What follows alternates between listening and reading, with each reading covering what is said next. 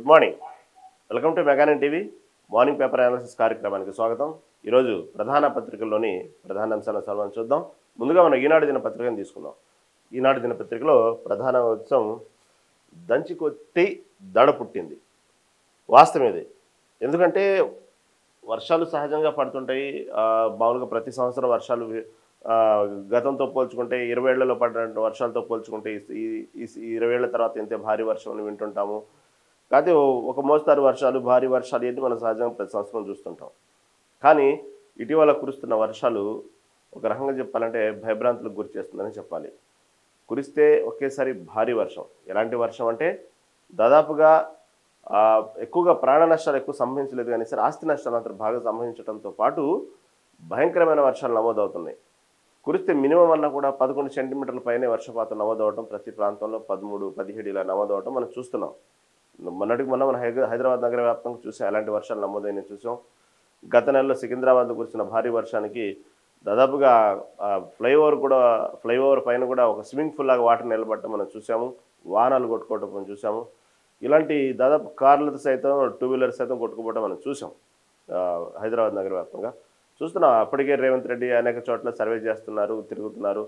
నిన్న కూడా హడావుడిగా అప్పటికప్పుడు అధికారులను మీటింగ్ అరేంజ్ చేసి దానికి సంబంధించినటువంటి ప్రభుత్వ ఉద్యోగులకు సంబంధించిన ఎవరైనా కానివ్వండి, జిహెచ్ఎంసీలో ఉన్నటువంటి ఉద్యోగులు కానివ్వండి, వాళ్ళ సెలవులన్నీ రద్దు చేయడం, సెలవులు ఈ మధ్యకాలంలో ఎటువంటి సెలవులు లేకుండా రద్దు చేసి ఎక్కడికక్కడ ఎలా చేద్దాం, ఈ నగరవాసులు విధంగా వర్షం వచ్చినప్పుడల్లా చాలా ఇబ్బందులు గురవుతున్నారు నగరవాసులు, దీనికి ఎలాంటి ప్రణాళికలు చేద్దాం, అధికారులతో సమీక్ష చేసి ఎక్కడెక్కడ ఎక్కువ సమస్యాత్మక ప్రాంతాలు ఉన్నాయి, ఎక్కువ లోతట్టు ప్రాంతాలు ఎక్కడ ఉన్నాయి, ఎవరు దీని గురించి అతిగా దీనికి సంబంధించినటువంటి ఎవరు ప్రాబ్లం ఎక్కువ ఫేస్ చేస్తున్నారు, దీన్ని ఎలా మనం అరికట్టాలి, ఎక్కడెక్కడ మ్యాన్ హోల్స్ ఉన్నాయి, లోతట్టు ప్రాంతాల నుంచి మూసిలో వర్షపడ్డ నీరు ఎక్కడ నిలవకుండా ఈ మూసిలో కలవడానికి ఎటువంటి మన ప్రణాళికలు రూపొందించాలి, అసలు ఎక్కడ జరుగుతుంది పొరపాటు అనే విషయాన్ని ప్రతి సంవత్సరం చర్చిస్తారు. కాదు ఈసారి రేవంత్ రెడ్డి కూడా అదేవిధంగా చర్చించడం జరిగింది. కాకపోతే దానికి సంబంధించినటువంటి కొన్ని ప్రణాళికబద్ధంగా తీసుకొని కొంతవరకు జిహెచ్ఎంసీ సహకారంతో నిన్న మొన్న కురిసిన వర్షాల వల్ల భారీ వర్షాలు పడ్డప్పటికి కూడా నగరవాసులు ఇబ్బంది లేకుండా కొంతవరకు చేయగలిగారు. కొన్ని ప్రణాళికలు ప్రకారం ముందుకెళ్ళినందువల్ల కానివ్వండి, ఈ మ్యాన్ హోల్స్ ఎక్కడెక్కున్నాయో పసిగట్టి దానికి సంబంధించినటువంటి మ్యాన్ హోల్స్లో ఎటువంటి ఆటంకం లేకుండా వర్షపు నీటిని సజావుగా సాగే విధంగా చేయటం వల్ల కూడా కొంతవరకు సక్సెస్ కాగలిగారు రేవంత్ రెడ్డి ఈ 2 రోజుల్లో. ఢిల్లీలో ఉన్నప్పుడు రేవంత్ రెడ్డి గమనిస్తే అప్పుడు పడ్డటువంటి భారీ వర్షాలకి ఒక్కసారిగా హైదరాబాద్ అసలు సేఫేనా, హైదరాబాద్ నగరం అంటున్నాం, హైదరాబాద్లో భవిష్యత్తులో దాదాపుగా ఇంకొక రాజధాని కూడా అయ్యేటువంటి అవకాశం ఉన్నటువంటి రాజధాని అవకాశాలుగా చూస్తున్న కేంద్ర ప్రభుత్వం చూస్తున్న హైదరాబాదు వాస్తవంగా సేఫేనా, అది వర్షం పడ్డప్పుడల్లా ఎందుకు ఇలాంటి అంటే దీంట్లో ఎటువంటి రాజకీయాలు అన్ని ముడిపడాల్సిన అంశాలతో తీసేస్తే ఇక్కడ జరిగినటువంటి ఇప్పటిది కాదు, ఇది చాలా ఏళ్ల నుంచి జరుగుతున్నటువంటి పొరపాటుని ఇప్పుడు హైదరాబాద్ నగరవాసులు అనుభవిస్తున్నారు. ఈ అక్రమ కట్టడాలు కానివ్వండి, జిహెచ్ఎంసీ ఎక్కడికక్కడ అవినీతి అధికారులతో కూడుకుపోయినటువంటి గతంలో అవినీతి అధికారులు ఇచ్చినటువంటి పర్మిషన్ల వల్ల కట్టినటువంటి కట్టడాలు కానివ్వండి, సరైనటువంటి ప్రణాళిక లేకపోవడం కానివ్వండి, ఇక్కడ జనాభా కూడా దానికి తగ్గట్టు ఎక్కడెక్కడో పల్లెటూరు నుంచి వేరే ప్రదేశాల నుంచి హైదరాబాద్లో బతకాలి అనేటువంటి ఏదో పని చేసుకుని బతకాలి అనేటువంటి వచ్చినటువంటి సంఖ్య రోజు రోజుకు హైదరాబాద్లో పెరిగిపోవడం, ప్రతి సంవత్సరం చూస్తే లక్షల సంఖ్యలో జనాభా పెరిగిపోవడం మనం చూస్తున్నాం ప్రతి సంవత్సరం. ఇది హైదరాబాద్ రోజు రోజుకి వ్యాప్తి చెందుతూ ఉంది.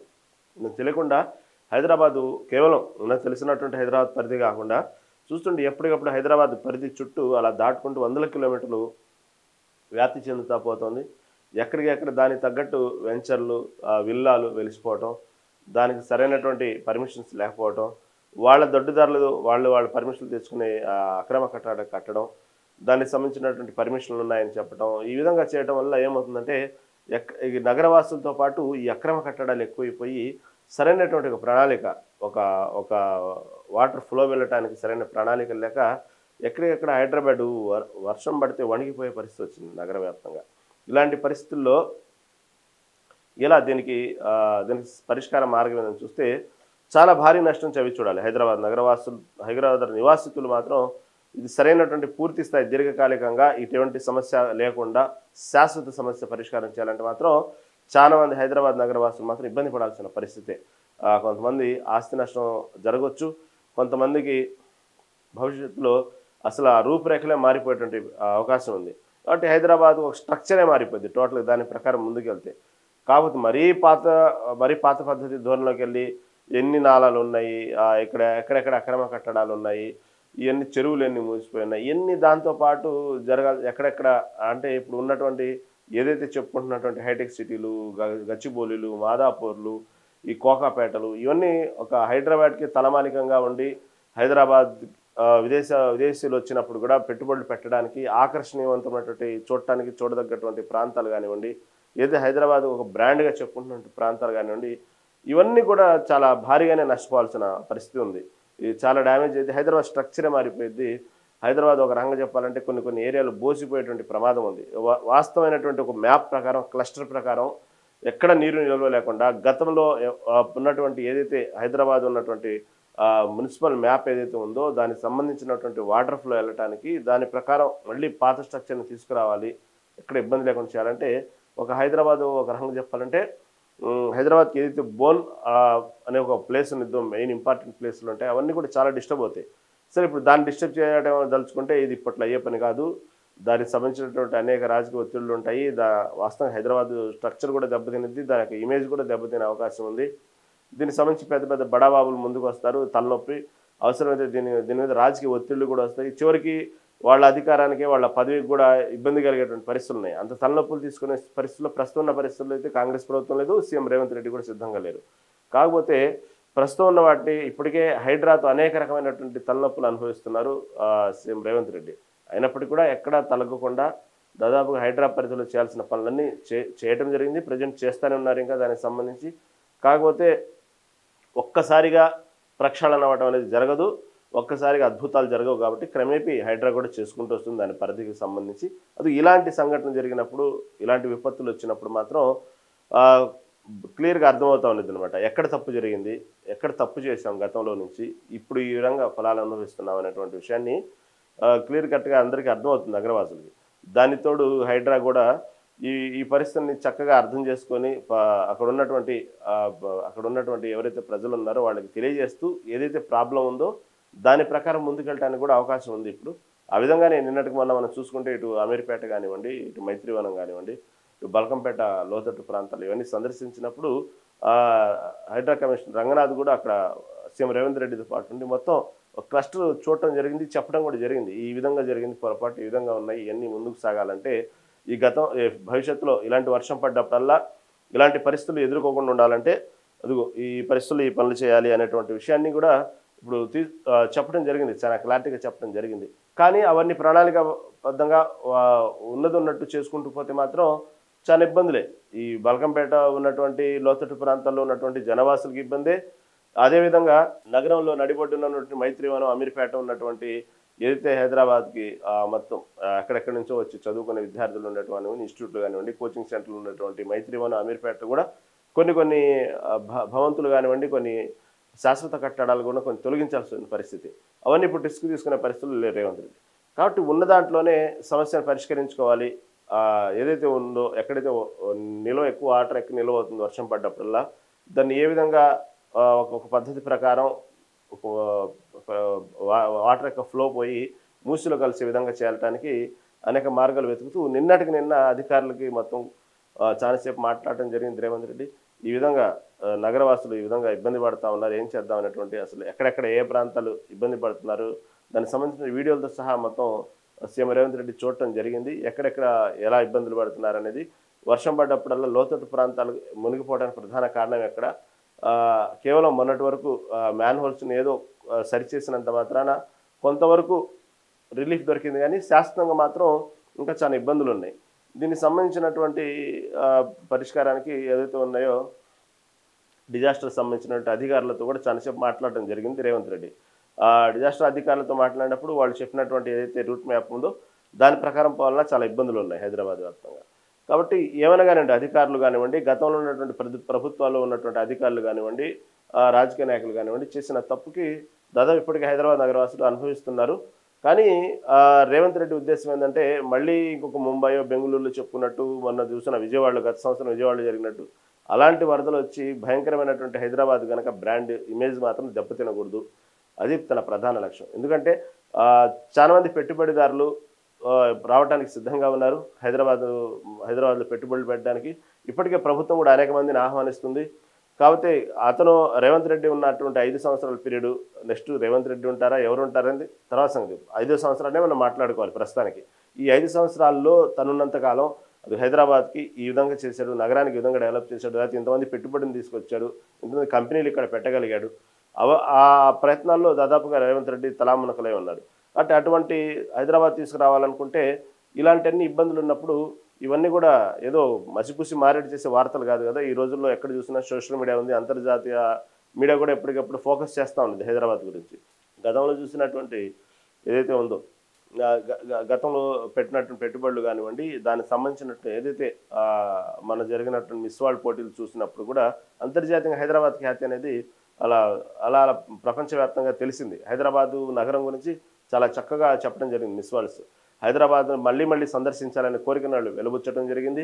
అదేవిధంగా హైదరాబాద్ ఆ టైంలో జరిగినటువంటి ఏదైతే ఆపరేషన్ సింధూర్ జరుగుతున్నటువంటి సమయంలో ఒక పక్క ఆపరేషన్ సింధూర్తో ఎక్కడికక్కడ ఒక రకమైన భయంకరమైన వాతావరణం ఉంది.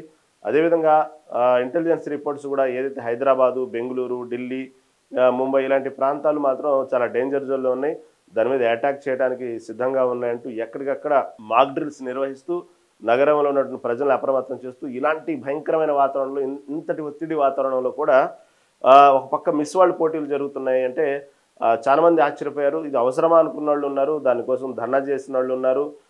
ఒక్కొక్క యాంగిల్లో ఇలాంటి అందాల పోటీలు పెట్టడం వల్ల ఎవరికి ఉపయోగం అని చెప్పి విమర్శించిన వాళ్ళు ఉన్నారు. అయినా కూడా ఎక్కడ కూడా రేవంత్ రెడ్డి అంతటి భయంకరమైన వాతావరణంలో ఏ రోజు ఏం జరిగిద్దా, సాయంత్రం 6 అయితే చాలు అన్ని లైట్లు ఆపుకునేటువంటి సిగ్నల్స్ ఇచ్చేటువంటి భవంతులు ఇన్ని మాక్ డ్రిల్స్ నిర్వహిస్తుంటే అలాంటి సందర్భంలో కూడా రేవంత్ రెడ్డి ఎక్కడ కూడా తరగకుండా, ఎక్కడ భయపడకుండా, చాలా సేఫ్గా ఇంత చిన్న డిస్టర్బెన్స్ కూడా జరగకుండా మిస్ వరల్డ్ పోటీలు నిర్వహించడం అనేది చాలామందికి ఆశ్చర్యానికి గురిచేసింది ఆ టైంలో. ఎందుకంటే ఇది కేవలం 2 తెలుగు రాష్ట్రాల్లో జరుగుతున్నటువంటి పోటీలు కాదు, అది ప్రపంచవ్యాప్తంగా ప్రపంచ సుందరి మళ్ళందరూ వచ్చినటువంటి పోటీలు అవి. ఏ మాత్రం చిన్న పొరపాటు జరిగినా కూడా హైదరాబాద్ బ్రాండ్ ప్రపంచవ్యాప్తంగా ఎంత ఎంత ఎంత డ్యామేజ్ జరిగిద్దంటే ఇక ఇంకా భవిష్యత్తులో ఎప్పటికి కోలుకోలేదు. హైదరాబాద్ అంత ఘోరమైనటువంటి డ్యామేజ్ అయింది. హైదరాబాద్ రావాలని ఎవరు రారు. ఒక రకంగా చెప్పాలంటే చేతులారా హైదరాబాద్ ఇమేజ్ని మనమే అసలు పెట్టకపోయినా బాగుండు అనేటువంటి పరిస్థితి కూడా వచ్చేది పరిస్థితి ఆ టైంలో. ఎందుకంటే ఒకళ్ళు కాదు సమాధానం, ప్రపంచం నుండి చాలా దేశాలు దీని మీద ఏమాత్రం వాళ్ళ దేశస్తురాళ్ళకి ఏదైనా చిన్న పొరపాటు జరిగినా, ఏదన్నా ఇలాంటి సమయంలో ఏదైనా జరిగినప్పటికి కూడా ఇక ప్రపంచవ్యాప్తంగా తలెత్తుకోలేని పరిస్థితి. ఒక చిన్న రూమర్ వస్తేనే, ఆ మిస్ వరల్డ్లో చిన్న రూమర్ వచ్చి ఒక మిస్ వరల్డ్ మధ్యలో అర్ధాంతరంగా మధ్యలో నుంచి వెళ్ళిపోతేనే అంతర్జాతీయ మీడియా మొత్తం కూడా ఒకసారి గగ్గోలు పెట్టి గోలు చేసింది ఒక 5-6 రోజులు. సరే, అవి దాన్ని పెద్దగా డ్యామేజ్ అవ్వలేదు చెప్తున్నా. ఆ చిన్నటువంటి మిస్అండర్స్టాండ్, ఆమె ఎక్కడో చిన్న మిస్అండర్స్టాండ్ చేసుకుని వెళ్ళి మిస్ వరల్డ్ పోటీల గురించి ఒక చిన్న నెగిటివ్ మాట్లాడితేనే ఇంత రచ్చయింది. అలాంటిది ఆపరేషన్ సింధూర్ టైంలో పొరపాటున ఏదైనా ఉగ్రదాడులు జరగాలని కోరుకోకూడదు కదా.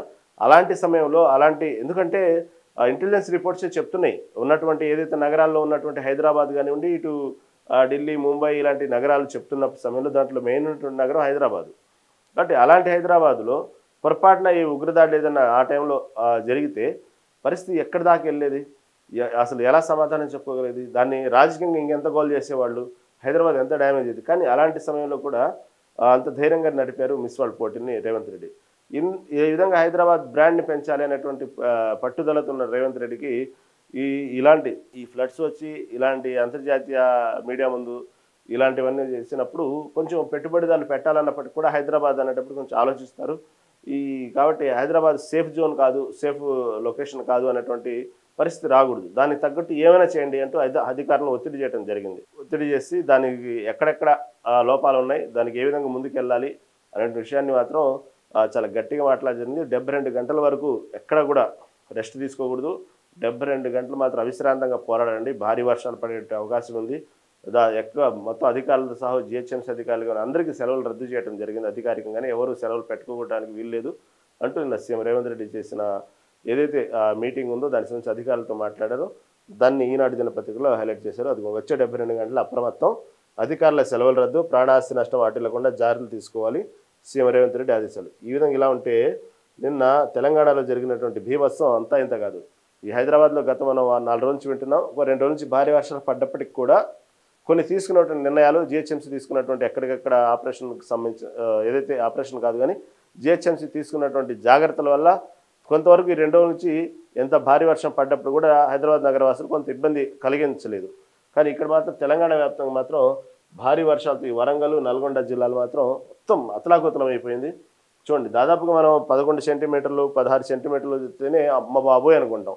కానీ ఇక్కడ మాత్రం 21 సెంటీమీటర్ల వర్షపాతం నమోదైందంటే ఇక పరిస్థితి ఏ స్థాయిలో ఉందో అర్థం చేసుకోవచ్చు. ఇక ఈ దాదాపుగా ఈ ఏదైతే ఉందో ఈ భారీ వర్షం ఈ వరంగల్ ఇవన్నీ కూడా 21 సెంటీమీటర్లు. చూడండి, వరంగల్ మహేశ్వర నగర్ కాలనీలో ఒక ఇంట్లోకి భారీగా చేరిన వరద నీరు అని వచ్చింది. చూడండి ఏ విధంగా ఉంది అప్రమత్తం. చూడండి అసలు దాదాపు ఇల్లు మునిగిపోయింది. ఈ విధంగా రాష్ట్రంలోని పలు జిల్లాలకు భారీ వర్షాలు ముంచెత్తాయి. ముఖ్యంగా ఉమ్మడి వరంగల్, నల్గొండ జిల్లాలు అతలాకుతలమయ్యాయి. లోతట్టు ప్రాంతాలు జలదిగ్బంధం కావడంతో జనజీవనానికి ఆటంకం కలిగింది. సోమవారం రాత్రి నుంచి మంగళవారం ఉదయం వరకు చాలా జిల్లాల్లో 10 సెంటీమీటర్ల పైగా వర్షపాతం నమోదైంది. అత్యధికంగా వరంగల్ జిల్లా సంగం మండలంలో 21.8 సెంటీమీటర్లు, అదేవిధంగా 12 ప్రాంతాల్లో 10.7 సెంటీమీటర్ల పైగా కురిసింది. వేరువేరు ఘటనల్లో చూస్తే 2 మృతి చెందారు. 3.5 గంటల పాటు కుండపోత వర్షంతో వరంగల్, హనుమకొండ మొత్తం దాదాపు ఆ ప్రాంతాలు 40 కాలనీల వరకు జలమయమయ్యాయి. ఉమ్మడి నల్గొండ జిల్లాలో 73 మండలాలు వర్షం కురవగా సూర్యాపేట జిల్లా నాగారంలో 19 సెంటీమీటర్ల వర్షపాతం నమోదైంది. వాగులు పొంగిపోలటంతో పలు మార్గాల్లో రాకపోకలు నిలిచిపోయి రానున్న 3 రోజులు అంటే ఇంకా 72 గంటల పాటు పలు జిల్లాల్లో భారీ నుంచి అతి భారీ వర్షాలు కురుస్తాయని వాతావరణ శాఖ ఇప్పటికే రెడ్ అలర్ట్ ప్రకటించింది. పశ్చిమ మధ్య వాయువ బంగాళాఖాతంలో బుధవారం ఏర్పడిన అల్పపీడనం శుక్రవారం నాటికి మరింత బలపడినట్లు వాతావరణ శాఖ అంచనా వేసింది. ఈ ప్రభావంతో బుధవారం యాదాద్రి, భువనగిరి, జనగామ, హనుమకొండ, వరంగల్, మహబూబాబాద్ జిల్లాలకు, గురువారం వికారాబాద్, సంగారెడ్డి, మెదక్ జిల్లాలు రెడ్ అలర్ట్ ప్రకటించారు. ఇది ఈ విధంగా అసలు దాదాపుగా ఈ తెలంగాణ వ్యాప్తంగా మాత్రం ఈ భారీ వర్షాలతో మాత్రం ఈ వరంగల్, నల్గొండ జిల్లాలు అతలాకుతలమైన వాటిని ఈనాడు దినపత్రిక హైలైట్ చేసింది. దాదాపు ఇప్పటికే ఇంకొక 13వ తారీఖు ఈ రోజు నుంచి మళ్ళీ దాదాపు 15-16 తారీఖు వరకు భారీ నుంచి అతి భారీ వర్షాలు పడతాయి. 72 గంటల పాటు ఉంటాయనేది ఇప్పటికీ వాతావరణ 2 తెలుగు రాష్ట్రాలు కూడా హెచ్చరికలు జారీ చేసింది. ప్రధానంగా మాత్రం ఈ తెలంగాణ మాత్రం చాలా అప్రమత్తంగా ఉండాలి అంటూ రెడ్ అలర్ట్ ఆల్రెడీ ప్రకటించింది. అత్యవసరమైతేనే తప్ప బయటికి రావద్దంటే హెచ్చరికలు జారీ చేస్తున్నారు. ఇప్పటికే ఈ జిల్లాల వ్యాప్తంగా ఇప్పటికి 2 రోజుల వరకు స్కూల్ సెలవులు కూడా ప్రకటించారు. ఇటు పక్క విద్యాశాఖ కూడా ఎక్కడికక్కడ అప్రమత్తంగా ఉన్నారు. ఎందుకంటే చాలా క్లియర్ కట్గా వాతావరణ శాఖ హెచ్చరికలు జారీ చేస్తోంది. భారీ నుంచి అతి భారీ వర్షాలు పడతాయని. ఎక్కడ కూడా ఒకవేళ పొరపాటున పని నుండి బయటికి వెళ్ళినప్పుడు కూడా చెట్ల కింద నుంచోవటం కానివ్వండి, ఎలక్ట్రికల్ పోల్ పక్క నుంచి ఎలక్ట్రికల్ పోల్ పట్టుకోవటం కానివ్వండి, ఇలాంటివన్నీ చేయకుండా చాలా జాగ్రత్తగా ఉండండి. పరిస్థితులు మాత్రం చాలా ఘోరంగా ఉంటాయి ఈ 2 రోజులు మాత్రం అంటూ 2 తెలుగు రాష్ట్రాల పరిస్థితి అలాగే ఉంది. ప్రధానంగా తెలంగాణలో ఇప్పటికీ ఈ విధంగా వాతావరణ శాఖ హెచ్చరికలు జారీ చేసింది. ఇది ఈ విధంగా తెలంగాణ వ్యాప్తంగా 72 గంటల పాటు ఇటు వాతావరణ హెచ్చరికలు జారీ చేసినటువంటి రెడ్ అలర్ట్ బట్టి హైదరాబాద్ వాసులతో పాటు ఇటు తెలంగాణ వ్యాప్తంగా కూడా చాలా పరిస్థితులు చాలా ఘోరంగా ఉన్నాయి. వర్షాలు రాబోయే వర్షాలు ఇప్పటికే కొన్ని జిల్లాలు అతలాకుతలమైనవి. కాబట్టి వాతావరణ హెచ్చరికల ప్రకారం అందరూ చాలా జాగ్రత్తగా ఉండాలనేటువంటి విషయాన్ని మాత్రం పదే చెప్తున్నారు. ముఖ్యంగా వర్షం పడ్డప్పుడు మాత్రం భారీ చెట్ల కింద, వృక్షాల కింద నుంచోవటం కానివ్వండి, పిడుగుపాటుకు గురవుతారు. కాబట్టి అదేవిధంగా ఎలక్ట్రికల్ పోల్ పక్కన పొరపాటుగా నుంచోవటం కూడా చేయొద్దు అనేటువంటి విషయాన్ని పదే చెప్తున్నారు. అదేవిధంగా బయటికి వెళ్ళేటప్పుడు కూడా అత్యవసరమైతే తప్ప బయటికి వెళ్ళండి. ఏదన్నా పని ఉన్నప్పుడు మాత్రం తొందరగా పనులు ముగించుకొని రావడానికి ప్రయత్నం చేయండి. అదేవిధంగా వర్షం తగ్గగానే ఒక్కసారిగా రోడ్లపైకి మాత్రం రావద్దంటూ ఇటు అధికారులు, ఇటు రాజకీయ నాయకులు అందరూ కూడా హెచ్చరికలు జారీ చేస్తున్నారు హైదరాబాద్ వ్యాప్తంగా. ఎందుకంటే ఒక్కసారిగా వర్షం తగ్గగానే అందరూ రోడ్డుపైకి రావడం వల్ల భయంకరమైనటువంటి ట్రాఫిక్ జామ్ ఏర్పడుతుంది. కేవలం 1 కిలోమీటర్ కూడా 2 గంటలు ప్రయాణం చేయాల్సిన సమయం పడుతుంది. కాబట్టి వర్షం తగ్గగానే అందరూ ఒక్కసారిగా రోడ్ల మీదకి రాకుండా కొంచెం దాదాపుగా అవసరమైతే తప్ప బయటికి రావద్దు. ఒక్కసారిగా వర్షం తగ్గ తర్వాత ఒక్కొక్కళ్ళు కొంచెం నిదానంగా ఆలోచించి సమయానుకూలంగా ప్రయాణం చేయడానికి అవకాశం చూడండి. కానీ అందరూ ఒకసారి రోడ్డు మీదకి రావద్దు. దానివల్ల భయంకరమైన ట్రాఫిక్ జామ్ ఏర్పడుతుందంటూ ఇప్పటికే విజ్ఞప్తి చేయడం జరిగింది. దాని ప్రకారం కొంచెం ఫాలో అయితే అందరికీ ఇటు నగరవాసులతో పాటు ఇటు ట్రాఫిక్ ఆంక్షలు కూడా జాగ్రత్తగా పాటిస్తూ ముందుకెళ్తా ఉంటే ఎవరికి ఎటువంటి ఇబ్బంది ఉండదు. కొంచెం నిదానంగానే ఒక్కసారిగా రోడ్లపైకి రావద్దు అనేది అధికారులు కోరుతున్నారు. ఇది ఈ విధంగా వర్షపాతం గురించి. కాబట్టి అందరూ కూడా ఈ 72 గంటల పాటు కొంచెం జాగ్రత్తగా ఉండేటువంటి హెచ్చరికలు జారీ చేసింది. ఇక తర్వాత ఈనాడు దినపత్రిక నమ్మకం కోల్పోవడం అసలైన సమస్య అంటే వార్త హైలైట్ చేసింది. ఎందుకంటే ఇప్పటికే కేవలం మొన్న లేవనెత్తినటువంటి రాహుల్ గాంధీ సమస్య ఏదైతే ఉందో, ఓట్ల చోరీ గురించి లేకపోతే సమస్య ఏదైతే ఉందో, కేవలం ఇది ఒక బెంగళూరులో జరిగినటువంటి మహాదేవపురం నియోజకవర్గం ఒకటే కాదు. ఈ మహాదేవపురం నియోజకవర్గం వల్ల మొత్తం బీజేపీ అధికారంలో వచ్చింది అనేటువంటి కామెంట్స్ వస్తుంటే, అరే నాయన మహాదేవపురం ఒక్క నియోజకవర్గమే కాదు, ఇలాంటిది మేము గుర్తించింది దాదాపుగా 48 సెగ్మెంట్లు గుర్తించాము. ఈ 48 సెగ్మెంట్ల వల్ల మేము అధికారం కోల్పోయాము. కాబట్టి ఇలాంటి మహాదేవపురం లాంటి నియోజకవర్గాలు నాకు తెలిసినంత వరకు 48 ఉన్నాయి. ఇంకా మా సర్వేలో ఎన్ని బయటపడతాయో తెలీదు. నాకైతే కన్ఫామ్గా తెలిసిన వరకు మాత్రం 48 ఉన్నాయి నియోజకవర్గాలు అంటూ రాహుల్ గాంధీ చేసినటువంటి వ్యాఖ్య కూడా ఇక్కడ ఈనాడు దినపత్రిక హైలైట్ చేసింది. జాతీయ స్థాయిలో ఓట్ల చోరీ, దేశంలో ఎన్నో మహాదేవపురంలోనే 48 లోక్సభ సీట్లను కోల్పోయాం. రాహుల్ గాంధీ స్పష్టం. ఈ విధంగా కోల్పోయింది చెప్తున్నారు ఆయన. 48 మాత్రం కోల్పోయిన విధంగా. ఇలాంటి మహాదేవపురంలో ఇంకా చాలా ఉన్నాయి. కాబట్టి కేవలం ఇలాంటి కోల్పోయింది మాత్రం 48 లోక్సభ నియోజకవర్గాలు.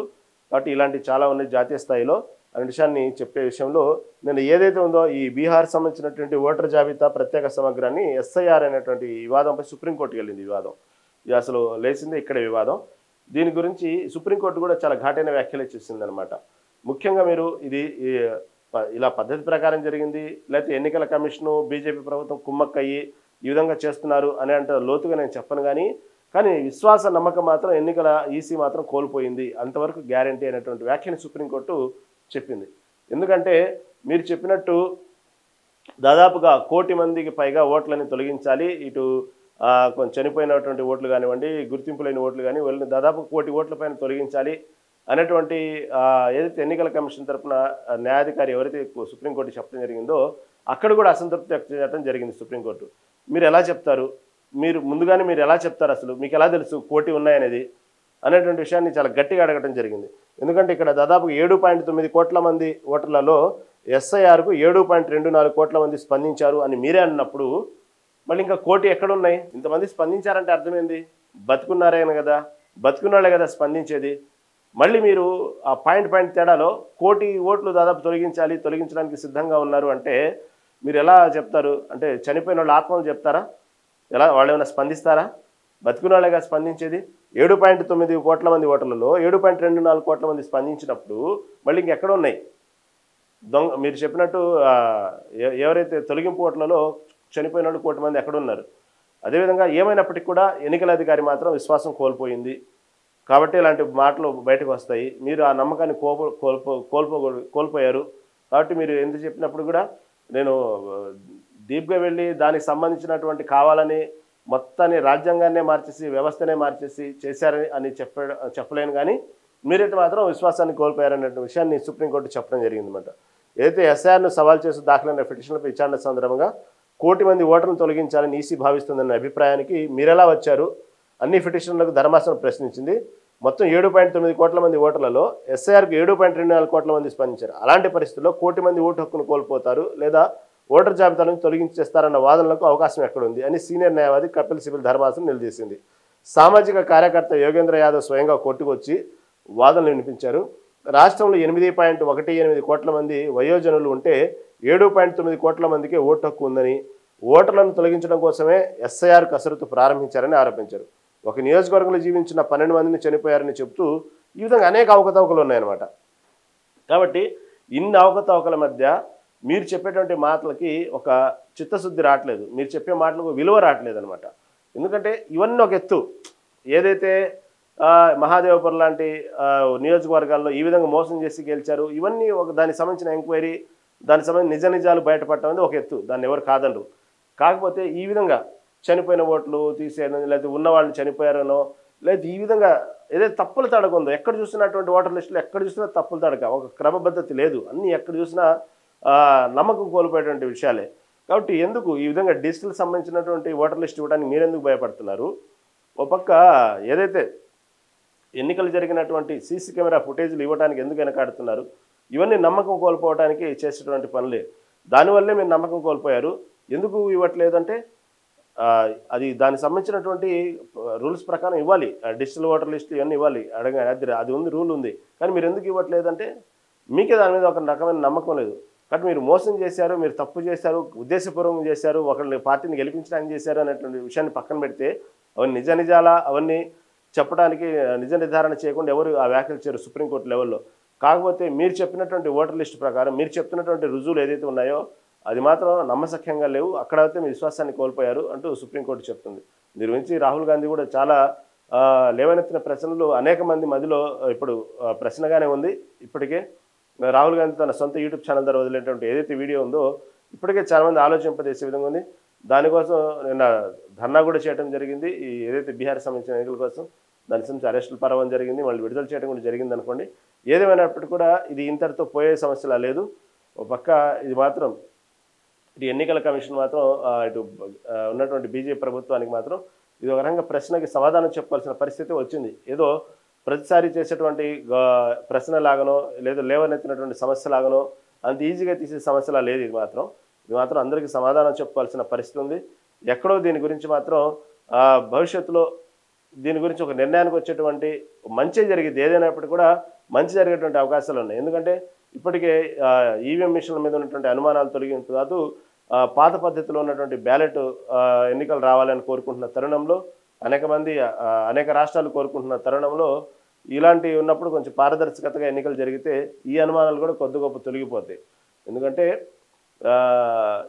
ఎవరైతే ఈ బ్యాలెట్ ప్రకారం వచ్చినప్పుడు ఎవరెవరు లైవ్లో ఉన్నారా, ఎవరు దొంగ ఓట్లు ఇవి కూడా కనుక్కునేటువంటి అవకాశం ఉంది.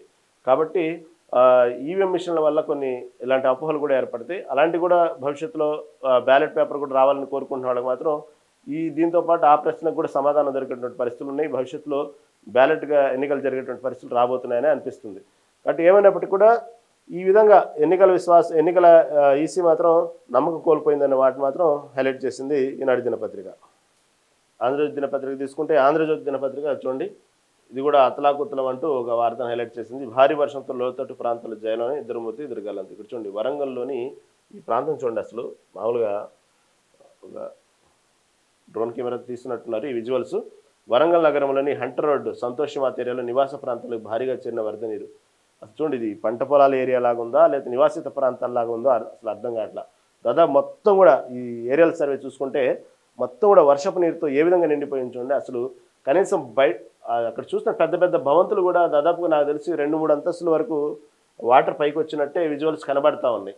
దాదాపుగా నీట మునిగింది, ఆ ఏరియా మొత్తం కూడా నీట మునిగి ఉంది. ఎక్కడ కూడా అది కూడా అసలు చూడండి, ఈ ప్రాంతం చూడండి, ఈ ఎన్ని ఇళ్ళు కూడా మొత్తం కూడా దాదాపుగా మొత్తం నీట మునిగిపోయినట్టే ఉన్నాయి ఇవన్నీ కూడా ఎక్కడ చూసినప్పుడు. అసలు ఈ మొత్తం చూడండి, అసలు ఈ ఏరియా మొత్తం కూడా ఈ బయటికి రాలేని పరిస్థితి. బయటికి కాదు, అసలు లోపల మొత్తం ఇళ్ళన్నీ లోపల మునిగిపోయినాయి. ఇవన్నీ మనకు కనబడుతున్నాయని కూడా దాదాపు 5-6 అంతస్తుల బిల్డింగ్లు, ఒక 7 అంతస్తుల బిల్డింగ్లు, కాబట్టి ఆ మాత్రం మన పైన ఉన్నటువంటి ఫ్లోర్స్ కనబడుతుంది. దాంట్లో కూడా నీరు దాదాపు 2 అంతస్తులు వచ్చే విధంగా కనబడుతూ ఉంది. అసలు కొద్ది గొప్ప ఉన్నటువంటి సింగిల్ ఫ్లోర్లు కానీ గ్రౌండ్ లెవెల్ ఉన్న ఇళ్ళు మాత్రం దాదాపు నీట మునిగిపోయినాయి. ఈ విధంగా ఉంది వరంగల్ నగరంలోని హంటర్ రోడ్ల సంతోష్మాత ఏరియాలో నివాస ప్రాంతాల్లో భారీగా చేరిన వరద నీరు. ఈ విధంగా నేను మొత్తం భారీ వర్షాలతో లోతట్టు ప్రాంతాలు జలమయమంటూ ఈ ఆంధ్రజ్యోతి దినపత్రిక కూడా హైలైట్ చేసింది ఈ న్యూస్ని. ఇక్కడ ఈ ఆంధ్రజ్యోతి దినపత్రిక కూడా చూడండి, ఓట్ల చోరీపై సినిమా ఇంకా ఉందంటే ఈ వార్తను కూడా మనం ఇందాక చెప్పుకున్నట్టుగా హైలైట్ చేసింది. ఒక వ్యక్తికి ఒక ఓటు విధానం రాజ్యాంగానికి మూలస్తంభం, ఈసీ అమలు చేయడం లేదు, అందుకే మేము రాజ్యాంగ రక్షణకు పోరాడుతున్నాం అంటూ రాహుల్ గాంధీ చేసిన వ్యాఖ్య కానివ్వండి. లోక్సభను రద్దు చేసి మళ్ళీ ఎన్నికలు నిర్వహించాలి అభిషేక్ బెనర్జీ, ఇది జరిగే పనులు కాదులేండి. ఎస్ఐఆర్పై సుప్రీం విచారణ, చనిపోయారని ఈసీ పేర్కొన్న ఇద్దరిని కోర్టుకు తెచ్చిన యోగేంద్ర. కాబట్టి ఇంకా ఎక్కడ విశ్వాసం ఏ విధంగా ఉంది చెప్పండి ఎన్నికల కమిషన్ మీద. ఏదైతే ఎన్నికల కమిషన్ చనిపోయారని ఓట్ల తొలగింపు తీసిన 2 వ్యక్తుల్ని డైరెక్ట్గా ఇద్దరిని ఆ కోర్టుకు తీసుకొస్తే ఇంకా ఈ విధంగా అసలు ఓటర్ల జాబితా అనేది ఏ విధంగా ఇది పర్ఫెక్ట్ ఓటర్ జాబితా ప్రకారమే ఎన్నికలు రాజ్యాంగ ప్రకారం జరుగుతున్నాయి. ఇది కేవలం ఒక ఇద్దరు గురించే కాదు, దేశంలో ఎక్కడ చూసినా ప్రతి నియోజకవర్గంలో ఈ ఓటర్ లిస్టు ఎందుకు మనమే ఆలోచిద్దాం. మన ప్రాంతాల ఎన్నికలు జరిగినప్పుడు మనకు సంబంధించిన నియోజకవర్గాల్లో మళ్ళీ మన ఊర్లో ఓటర్ లిస్ట్ తీసుకోండి, ఎప్పుడైనా ఓటర్ లిస్టు చాలా పర్ఫెక్ట్గా ఎటువంటి ఇబ్బంది లేకుండా ఉన్నటువంటి సందర్భాలు చూసారా? కొత్త ఓటర్లు చేర్పులు ఉంటాయి, ఆ ఓటర్ లిస్ట్ చూడండి ఇంకా భయంకరంగా ఉన్నది ఓటర్ల చేర్పుల్లో. ఎందుకంటే నేను తెలిసింది అదే, ఎక్కడైతే ఓటర్ చేర్పులు ఉన్నారో దాదాపుగా ఫామ్ 6 ఏదో ఉన్నది దానికి సంబంధించి దాదాపు కొత్త ఓటర్లు అంటే ఎవరు ఉంటారు, అప్పుడే కొత్తగా ఓటు వచ్చినటువంటి యువకులు ఉంటారు. దాంట్లో కూడా 1కి 4 సార్లు అప్లై చేసుకోవటం, రకరకాల పేర్లతో అప్లై చేసుకోవటం, రకరకాల అడ్రస్తో అప్లై చేయడం, మళ్ళీ దానికి వాళ్ళకు ఓట్లు రావటం. ఈ కొత్తగా ఓట్లు వచ్చే వాళ్ళు కూడా 70 సంవత్సరాలు పైబడిన వాళ్ళు ఉండటం, చనిపోయిన వ్యక్తి మళ్ళీ ఓటర్ అప్లై చేయటం. ఈ విధంగా ఎన్ని ఘోరం ఉన్నాయంటే కొత్త చేర్పుల ఓటర్లు అంత ఘోరంగా ఉన్నాయి. మన ప్రాంతంలో మన ఓటర్ లిస్ట్ మనమే ఆలోచించుకోండి ఒకసారి. అంటే కొద్ది గొప్ప ఓటర్ లిస్ట్ గురించి ఒక ఐడియా ఉన్నవాళ్ళు, కొద్ది గొప్ప ఏదన్నా ఎన్నికల సమయంలో దాని మీద కొంచెం గ్రౌండ్ వర్క్ చేసిన వాళ్ళు కొంచెం మనలో ఆలోచించినా కూడా మాకు చాలా క్లారిటీగా అర్థమైంది. ఒక్కోళ్ళకి 2 ఓట్లు ఉంటాయి, ఒక ఏరియాలో నుంచి డోర్ నెంబర్ ఇంకో డోర్ నెంబర్లు ఉంది, ఒకే డోర్ నెంబర్లో రకరకాల పేర్లు ఉంటాయి. ఈ విధంగా అంటే అన్ని ఇక్కడ చెప్పినట్టు ఒక వ్యక్తికి 2 ఓట్లు ఉన్నాయో లేదో మన ఏరియాలో కొన్ని ఓటర్ లిస్టులు ఉంటాయో లేదో తర్వాత సెకండరీ, కానీ కరెక్ట్గా పర్ఫెక్ట్గా ఈ ఓటర్ లిస్ట్ ప్రకారం క్రమ పద్ధతిలో ఎప్పుడన్నా మీరు చూసారా? ఎప్పుడన్నా అలాంటి జరిగిన ఎన్నికలు అలా సేమ్ మన ప్రాంతాల్లోనే చూసుకుంటే అలాగే ఉంటే దేశ స్థాయిలో జాతీయ స్థాయిలో ఇలాంటి ఎంతమంది ఎన్ని నియోజకవర్గాలు ఇలా గందరగోళం, ఒక వ్యక్తికి 2 ఓట్లు, చనిపోయారని కొంతమంది తొలగించడం, నిజంగా చనిపోయిన వాళ్ళకి ఓట్లు పెట్టడం, చనిపోయిన ఓట్లు కూడా ఓటు వినియోగించుకునే సందర్భాలు కూడా మనం చూస్తాం బూతుల్లో కూర్చొని. మనకు తెలిసిన ఏరియాలోనే ఆ వ్యక్తి చనిపోయి ఉంటాడు మనకు తెలిసిన కొంచెం ఎన్నికలకు ముందు, కానీ ఆ వ్యక్తి ఓటు మాత్రం అక్కడ వినియోగించుకున్నట్టు ఉంటాయి. అది అసలు ఇంకా ఎక్కడ జరుగుతున్నట్టు? ఒక క్రమ పద్ధతిగా ఒక నిజంగా చిత్తశుద్ధితో ఎక్కడ ఎన్నికలు జరుగుతున్నట్టు? ఈ విధంగా ఉన్నటువంటి ఇది అంత తేలిగ్గానటువంటి విషయం కాదు. చూడటానికి ఏముంది 1-2 ఓట్లే కదా మనం అనుకుంటాం. కాదు, 1-2 ఓట్లు కాదు, చాలా భారీ స్థాయిలో జరుగుతున్నటువంటి ఒక పెద్ద తప్పుల తడక ఇది. ఇది మోసము, కావాలని ఉద్దేశపూర్వకంగా చేస్తున్నారు, ఒక పార్టీని గెలిపించడానికి చేస్తున్నారు అనేది విషయం మనం అంత పెద్దగా చెప్పలేం. కానీ ఇదైతే మాత్రం దీనివల్ల అయితే మాత్రం భారీగానే నష్టం జరుగుతుంది. ఇది ఒక రాజ్యాంగాన్ని చుట్లు పొడిచినట్టు ఇవన్నీ. ఏ ఉద్దేశం ప్రజల అభిష్టం మేరకు రాజ్యాధికారంలో ఫలానా పార్టీ గెలవాలని కోరుకొని వాళ్ళకు మన ప్రభుత్వం వాళ్ళ అధికారాన్ని చేతిలో పెడుతున్నామో అవన్నీ పర్ఫెక్ట్గా అయితే జరుగుతున్నాయి అనడానికి లేదు. చాలా అనుమానాలు ఉన్నాయి, చాలా తప్పులు తడకలు జరుగుతూ ఉన్నాయి. దీని గురించే మాట్లాడింది. ఒక వ్యక్తికి ఒకే ఓటు అనేది రాజ్యాంగానికి మూలస్తంభమని ఈ వ్యవహారంలో ఈసీ తన విధి నిర్వర్తించలేదని ధ్వజమెత్తారు. సోమవారం ఈసీ ప్రధాన కార్యాలయానికి పాదయాత్రగా బయలుదేరిన ఆయన పోలీసులు అదుపులో తీసుకుని సంగతి తెలిసిందే. మంగళవారం పార్లమెంట్ ప్రాంగణంలో ఆయన మీడియాతో మాట్లాడుతూ సినిమా ఇంకా ఉంది, పిక్చర్ అభి బాకీ హే, ఇంకా ఉంది. ఇది కేవలం నేను వదిలించిన చిన్న సోషల్ మీడియాలో నేను వదిలిన యూట్యూబ్ ఛానల్ వదిలిన ఒక వీడియోనే కాదు, ఇంకా ముందు చాలా పిక్చర్ ఉంది అన్నటువంటి వ్యాఖ్యలు చేయడం. అదేవిధంగా కేవలం ఒక నియోజకవర్గంలోని ఓట్ల చోరీ జరగలేదని, చాలా ఓట్లు ఇలా జరిగిందని ఆరోపించారు. జాతీయ స్థాయిలో ఓ పద్ధతి ప్రకారం చేశారని, ఇది ఈసీతో పాటు తమకు తెలుసని చెప్పారు. గతంలో ఎందుకు ఆధారాలు లేవు, ఇప్పుడు సాక్ష్యాలు ఉన్నాయి. ఒక వ్యక్తికే ఒకే ఓటు అనేది మన విధానం, ఇదే రాజ్యాంగానికి మూలస్తంభం అనే విషయాన్ని కూడా ఇక్కడ హైలైట్ చేసింది. తర్వాత ఏదైతే ఈ ఏసీబీ వలలో ముగ్గురంటూ కలెక్టర్ నుండి తహసీల్దార్కు ఫైలు పంపేందుకు 15,000 లంచం, పట్టుబడిన జ్యూరీ అసిస్టెంట్, భూమి హద్దు నిర్ణయించేందుకు ఫోన్పే.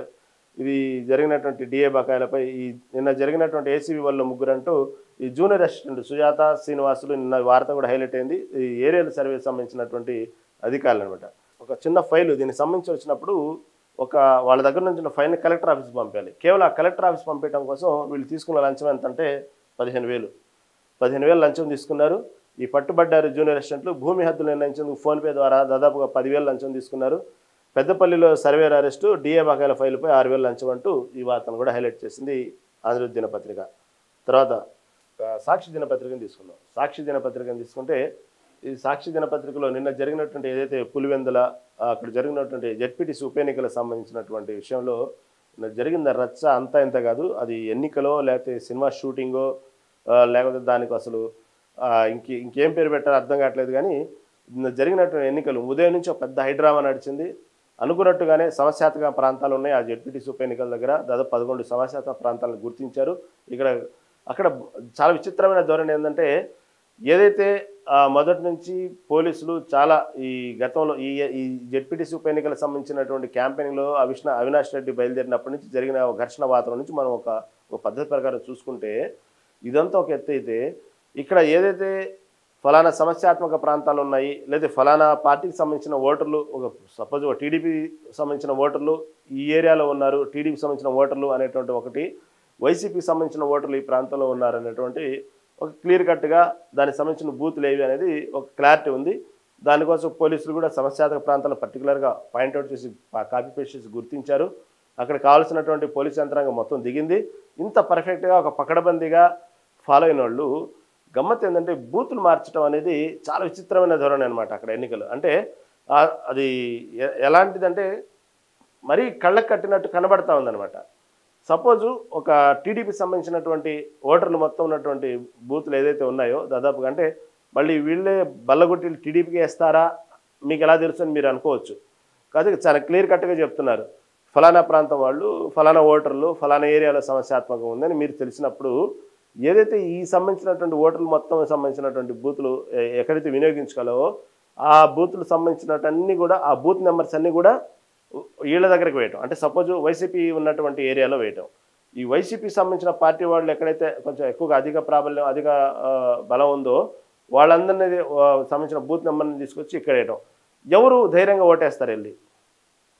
రండి చూసుకుందాం అని చెప్పి ఉదయాన్నే ఆ ఎన్నికలు 7 గంటలు మొదలైతే 7 గంటల నుంచి చేతుల్లో కర్రలు కట్టలు గుణపాలు తీసుకుని ఉంచున్నారు అక్కడ. వీళ్ళు వెళ్ళి ఆ ప్రాంతాల్లో ఓట్లు వేయలేరు, వాళ్ళు వెళ్ళి ఆ ప్రాంతాల్లో ఓట్లు వేయలేరు. అంటే ఏ విధంగా ఓటింగ్ జరిగిద్ది? కానీ ఓట్లు మాత్రం అక్కడ పోలవ్వాలి. ఎలా? అసలు ఈ విధంగా అసలు సమస్య ఆడే సగం చిత్రీకరించారు ఆడ సమస్యని. అంటే ఎక్కడికక్కడ ఎవరికి వాళ్ళు అధికారం బలం లేకపోతే అండబలం ఉపయోగించి ఎన్నికలు జరపాలి. కానీ ఒక ఓటర్ వచ్చి అతని యొక్క ఓటు హక్కును వినియోగించుకునే పరిస్థితి, ప్రశాంతంగా ఓటు హక్కును వినియోగించే పరిస్థితి మాత్రం అక్కడ లేదు. అది 100% కరెక్టు. అటువంటి వాతావరణం. కానీ బలగాలు మాత్రం భారీగా దింపటం ఇవన్నీ కూడా ఒక హైదరాబాద్నే జరిగింది అక్కడ. ఎలా అంటే ఉదయం నుంచే ఇటు వైసీపీ నేతలు కానివ్వండి, ఇటు టీడీపీ నేతలు కానీ హౌస్ అరెస్టులు చేయడం జరిగింది. ఇటు పక్క దానికి సంబంధించినటువంటి కొంతమందిని అయితే అవినాష్ రెడ్డిని అయితే అరెస్ట్ చేసి వేరే ప్రాంతానికి తరలించడం జరిగింది కడపకి. కొంతమందిని టీడీపీ నేతలని కొంతమంది వైసీపీ నేతలని హౌస్ అరెస్ట్ చేయడమే జరిగింది. అంతవరకు చేయగలిగారు. కానీ ఎక్కడ మాత్రం గొడవలు ఆపటం మాత్రం సహజంగానే ఎంతమంది పోలీసు బందోబస్తు ఎంత దిగినప్పటికీ కూడా జరగాల్సినవి చాలానే జరిగినాయి. పోలీసు రాజ్యాంగంలో పచ్చముక్కల రెగ్గింగ్ అంటూ ఈ బందిపోట్లను తలపిస్తూ నిర్బంధాలు, తాలిబాన్లు మరిపిస్తూ బెదిరింపులు అంటూ ఎక్కడికక్కడ బెదిరింపులు, ఏదైతే ఓటర్లు ఓటు హక్కు వినియోగించుకోవడానికి వచ్చినటువంటి వాహనాల మీద ఎక్కడికక్కడ అద్దాలు పగలగొట్టేసి వాళ్ళని భయభ్రాంతులు గురిచేసి ఓటింగ్ కూడా వినియోగించకుండా వెనక్కి పంపించడం. కొన్ని నిన్నని చాలా విజువల్స్ చూసాం. మనంతా నిన్న మీడియాలో అంతా ఇదే మనం అబ్జర్వ్ చేసాం మొత్తం ఏ విధంగా ఎన్నికలు నిజంగానే ఎలా జరిగినాయి అనేది. కానీ ఇటు పక్క చూస్తేనేమో కేవలం కూటమి ప్రభుత్వం గెలిచిద్ది అన్నటువంటి అక్కస్తో భయంతో ఈ విధంగా వైసీపీ దాడులు చేస్తుంది అన్నటువంటి విషయాన్ని ఇటు పక్క కూటమి ప్రభుత్వం చెప్తుంటే, ఇటు వైసీపీ ప్రభుత్వం మాత్రం కూటమి ప్రభుత్వం తన అధికారాన్ని బలాన్ని ఉపయోగించి ఎన్నికలు సజావం జరగకుండా కేవలం ఒక మనం ఇందామని చదివినట్టుగా ఒక తాలిబాన్లలో బందిపోట్లలో తలపిస్తున్నటువంటి వాతావరణం కల్పిస్తూ ఉంది. అసలు ఇది ఎన్నికలేనా అనేటువంటి విషయాన్ని ఇటుపక్క వైసీపీ పార్టీ చెప్తున్నటువంటి విషయం. ఈ విధంగా ఏమైనప్పుడు కూడా అత్యంత దుర్మార్గంగా పులివెందుల, ఒంటిమిట్ట జెడ్పీటీసీ ఉప ఎన్నికల పోలింగ్ జరిగింది అంటూ సాక్షి దినపత్రిక హైలైట్ చేసింది. ఇక్కడ చెప్పేవి కాదనమాట ఈ విజువల్స్. ఈ ఒంటిమిట్ట మండలం చిన్న కొత్తపల్లిలో పోలింగ్ కేంద్రంలో వైఎస్ఆర్సీపీ ఏజెంట్పై దాడి చేస్తున్న టీడీపీ గుండాలంటూ చూడండి ఏ విధంగా. అక్కడ వాస్తవంగా ఎవరు వైసీపీ ఎవరు టీడీపీ మనం నిర్ధారించలేం కాబట్టి సాక్షి దినపత్రిక కాబట్టి ఎవరికి వాళ్ళ సొంత పత్రికల్లో రాస్తారు. కాబట్టి దాడి అయితే జరిగింది కదా, ఈ విజువల్ చూడండి ఎంత భయంకరంగా ఉందో. ఒక చోట అయితే అసలు లేడీ ఏజెంట్నే లోపల రానివ్వలేదు. ఏజెంట్ని కూర్చోటానికి ఆమెను లోపలికి రానివ్వకుండా అడ్డు తగిలారు. ఆమె గగ్గోలు పెట్టింది. ఎర్రుపాలెం ఏదో ఏరియా ఉంది దానికి సంబంధించి. ఇలాంటి సంఘటనలు అయితే లోపలికి వెళ్ళి ఏజెంట్లు భయభ్రాంతులు గురి చేయటం, కొంతమందిని పక్కాగా వీళ్ళు ఫలానా పార్టీ మనుషులు అంటే అసలు వాళ్ళు రానికుండా చేయటం, దాడులు చేయటం, భయభ్రాంతులు గురి చేయటం ఇరు పార్టీలు జరిగినాయి. ఒక పార్టీకి దీన్ని ఆపాదించట్లేదు, రెండు పక్కలు జరిగినాయి. ఇటు పక్క చూడండి ఒంటిమిట్ట మండలం చిన్న కొత్తపల్లిలో పోలింగ్ కేంద్రంలో వైఎస్ఆర్సీపీ ఏజెంట్పై దాడి చేస్తున్న టీడీపీ గుండాలంటూ ఈ వార్తను హైలైట్ చేసింది. ఇక్కడ చూడండి, ప్రజాస్వామ్య పాదక్రాంతం అంటూ మమ్మల్ని ఆపకండయ్య, మా ఓటు మమ్మల్ని వేయనివ్వండి అంటూ పులివెందుల మండలం నల్లగొండవారిపల్లిలో పోలీస్ కాళ్ళు పట్టుకుని వేడుకుంటున్న ఓ ఓటరు.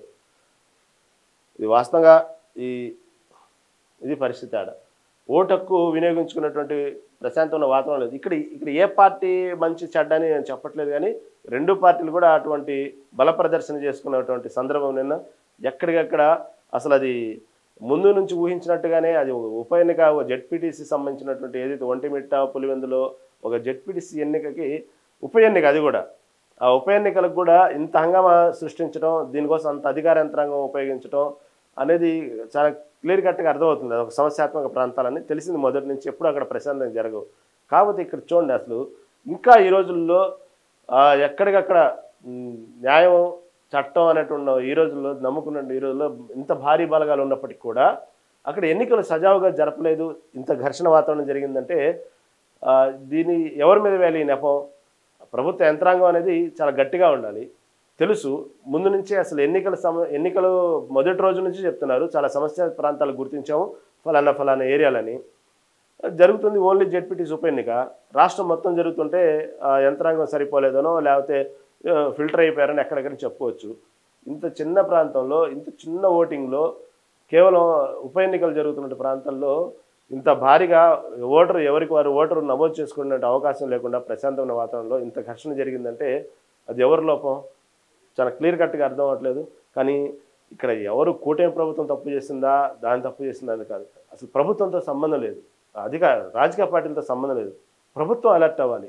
అక్కడ మొత్తం అవసరమైతే సమస్య ప్రాంతాలు గుర్తించారు కాబట్టి అధికార యంత్రాంగం ఇక్కడ తప్పు పట్టాలి. దానికి సంబంధించినట్టు ఎక్కడికక్కడ ప్రతి ఓటర్కి నమ్మకం కలిగించాలి, ధైర్యం కలిగించాలి. ఎక్కడెక్కడ చూసి చూడనట్టు వదిలేసడం వల్లే, కొంతమంది రాజకీయ ఒత్తిడి లోనవటం వల్లే ఇక్కడ ప్రజాస్వామ్యం ఖూనీ అయింది. ఓటర్ తన ఓటు హక్కును వినియోగించడానికి చివరికి కాళ్ళు పట్టుకునే పరిస్థితి వచ్చింది.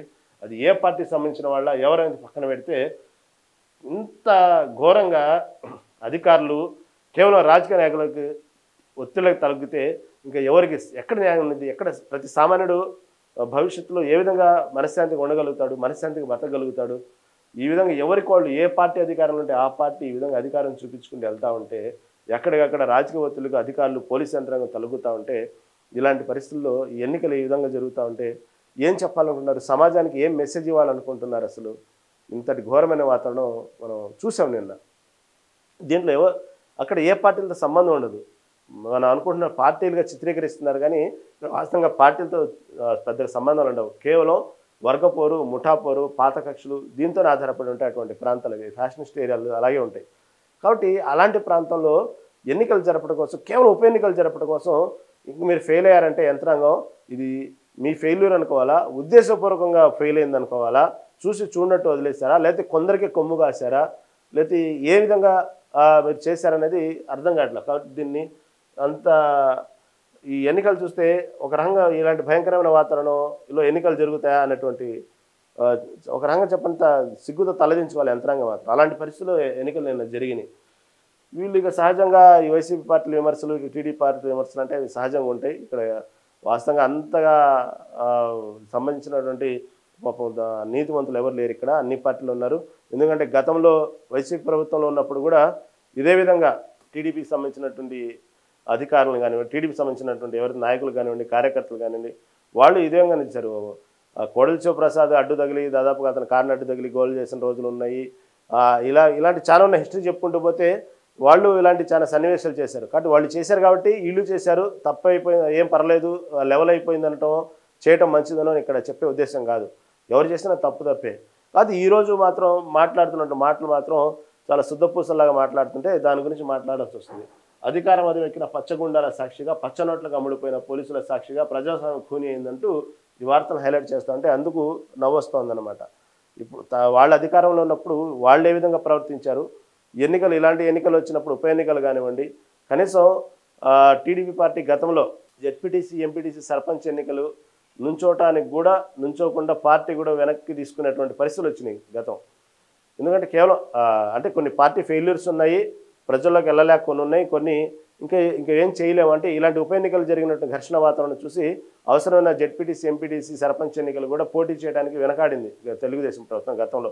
ఎందుకంటే ఇలాంటి సిచ్యువేషన్సే.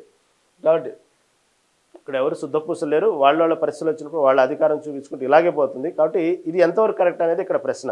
ఇక్కడ ఎవరు మంచి చేశారో తెలుగుదేశం పార్టీ మంచోళ్ళ, వైసీపీ మంచోళ్ళని కాదు. ఇది ఎంతవరకు కరెక్టు, ప్రభుత్వ యంత్రాంగం ఏం చేస్తుంది, ఎందుకు ఈ విధంగా ప్రభుత్వ యంత్రాంగం ఎందుకు తలగ్గాలి? వాళ్ళ పని, వాళ్ళ డ్యూటీ వాళ్ళు సక్రమంగా చేస్తే ఎన్నికలు చాలా సజావుగా సాగుతాయి కదా.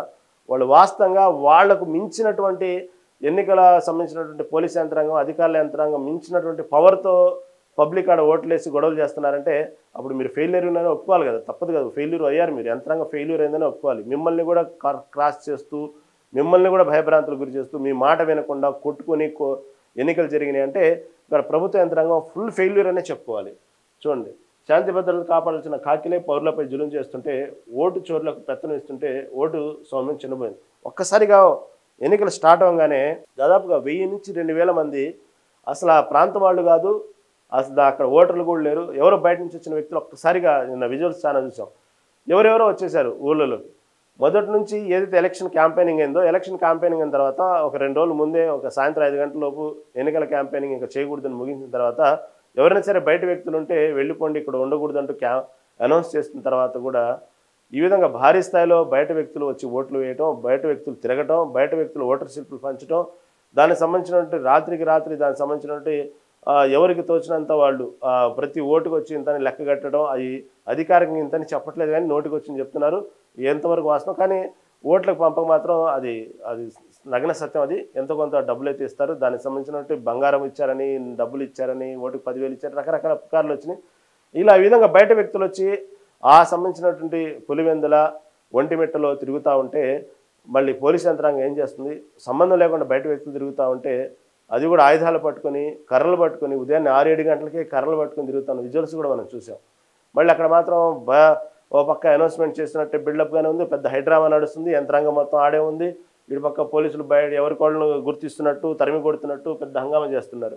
కానీ జరగాల్సిన మొత్తం నష్టం జరిగింది. అసలు ఎన్నికలు మాత్రం ఎక్కడ గెలుపోవటం తర్వాత సంగతి, అది ప్రజాభిప్రాయానికి వదిలేయాల్సింది. ఎందుకంటే జెడ్పీటీసీ ఎన్నికలు కేవలం కొన్ని ప్రాంతాల్లోనే మొత్తం కలిపిన 1000 మంది ఓట్లే ఉంది అక్కడ. ఈ పులివెందులు కానీ, ఒంటిమిట్టలో కానివ్వండి, వదిలేస్తే దానికి సంబంధించి తెలిసేది, ప్రజా తీర్పు తెలిసేది, లేదా అక్కడ గెలుపు ఓటములు అనేది ఏ పార్టీకి ఆ పార్టీ తెలిసేది. ఇటు పక్క కూటమి ప్రభుత్వం దాన్ని ప్రజాభిప్రాయం దానికి తెలిసేది, ఇటుపక్క వైసీపీ మీద ఇంకా ప్రజల్లో ఎటువంటి నమ్మకం ఉందో దానికి తెలిసి ప్రశాంతం జరిగి చాలా హాయిగా ఉండేది ఆ ఎన్నికలు.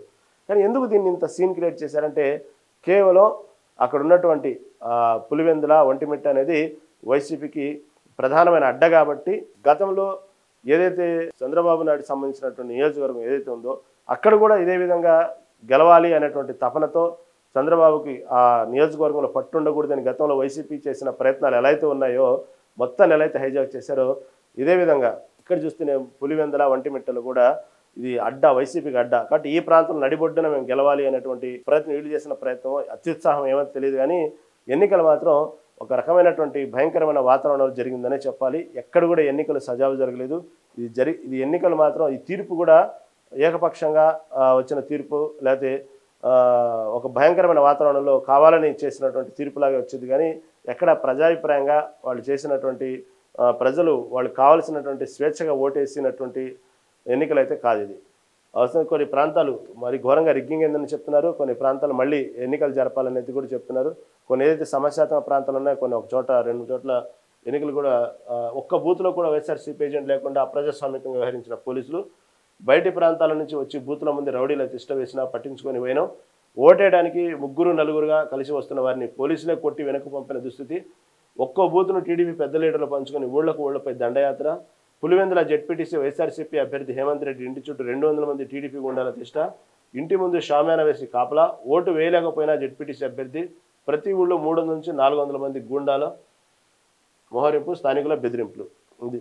ఇవన్నీ వాస్తవంగా ఎన్ని టీడీపీ చేసిందా లేదా అని పక్కన పెడితే అక్కడ వాతావరణం మాత్రం చేతుల్లో తీసుకోవాలి అనేటువంటి ఈ ఎన్నికల మొత్తం మన చేతుల్లో తీసుకోవాలి అనేటువంటి ఒక ధోరణి అయితే కనబడింది. దీనికి ఎవరు మంచి ఎవరు చెడ్డ అనేది మాత్రం చెప్పడానికి లేదు. గతంలో కూడా వైసీపీ ప్రభుత్వం ఇలాంటి సన్నివేశాలు ఒక చోట కాదు చాలా చోట్లనే చేసింది. ఇప్పుడు టీడీపీ చేసేటప్పటికి వాళ్ళు ఏదో ఒక అమాయకులాగా మాట్లాడుతున్నారు. కానీ టీడీపీ చేసిందంటానికి కూడా లేదు ఇక్కడ. ఎందుకంటే వర్గపోరు ఆ విధంగా ఉంది. అక్కడ వర్గపోరులో ఎవరికి వాళ్ళు ఆధిపత్య పోరులో వెళ్తూ ఉన్నారు. కాబట్టి అది ఆటోమేటిక్గా పార్టీకి ఆపాదిస్తుంది. కాబట్టి ఇది పార్టీ సింబల్ మీద జరిగినటువంటి ఎన్నికలు కాబట్టి ఇక్కడ పార్టీల గురించే మాట్లాడగలం. ఎంత కాదనుకున్నా ఇక్కడ రాజకీయ టాపిక్ మాట్లాడుకున్నాం అంటే రాజకీయ పేర్లు తీసుకురావాల్సిందే, రాజకీయం గురించి మాట్లాడవలసిందే. కాకపోతే నేను ఇక్కడ చెప్పేది ఏంటంటే ఎవరికి వాళ్ళు అక్కడ ఉన్నటువంటి పులివెందుల ఒంటిమిట్ట కాబట్టి వైసీపీకి బలమైన ఏరియాలు కాబట్టి మనం ఆ బలమైన ఏరియాలోనే గెలుపొందితే పార్టీకి మంచి పట్టునిద్ది. మన ప్రజల్లో వేరే మెసేజ్ తీసుకెళ్లొచ్చు. వాళ్ళ సొంత ఊర్లలోనే వాళ్ళ సొంత బలమైన నియోజకవర్గాల్లోనే పార్టీకి పట్టు లేదు అనేటువంటి విషయాన్ని తెలుగుదేశం తీసుకెళ్లాలనుకునే ప్రయత్నంలో తప్పు లేదు. కానీ ఈ ధోరణిలో తప్పుల గురించి మనం మాట్లాడుకోవాలి. అంతేగాని అక్కడ వాళ్ళ సొంత అడ్డాలోనే పార్టీ గెలవలేదు అనేటువంటి విషయాన్ని తీసుకెళ్ళాలి అనుకునే విషయంలో తప్పులేదు. అది రాజకీయంగా ఎవరి మైండ్ సెట్లో వాళ్ళు ఉంటాయి, తీసుకుంటారు.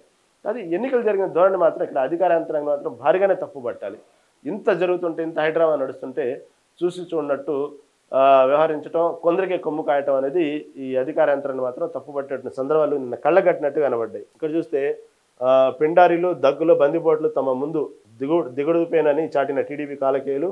పోలీసుల పహారలో పెదబాబు, చిన్నబాబు కుట్రములు. తెల్లవారుజామునే MP YS Avinash Reddy arrest. YSRCP నేత సతీష్ రెడ్డితో పాటు కీలక నేతల గృహ నిర్బంధం. అదేవిధంగా వైఎస్ఆర్సీపీ పోలింగ్ ఏజెంట్లను బూత్లోకి వెళ్ళనివ్వకుండా అడ్డగింత. స్లిప్పులు లాక్కొని టీడీపీ మోకలతో దొంగ ఓట్లు వేయించిన రౌడీలు. రౌడీ మోకలకు సహకరించిన ఖాకీలు.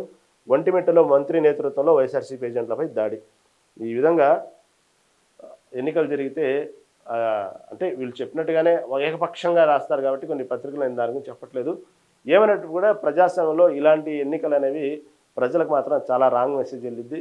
ఇది బలవంతంగా బలం నిరూపించుకునే ఎన్నికలు కాదు. ప్రజాస్వామ్యంలో ఓటర్కి స్వేచ్ఛ ఇచ్చి ఓటరు నిర్ణయాన్ని గౌరవించాల్సిన ఎన్నికలుగానే జరగాలని కోరుకుంటున్నాం. ఇది ఈరోజు ప్రధాన పత్రికల్లో ప్రధాన అంశాలు. చూస్తూనే ఉండండి మెగా 9 టీవీ.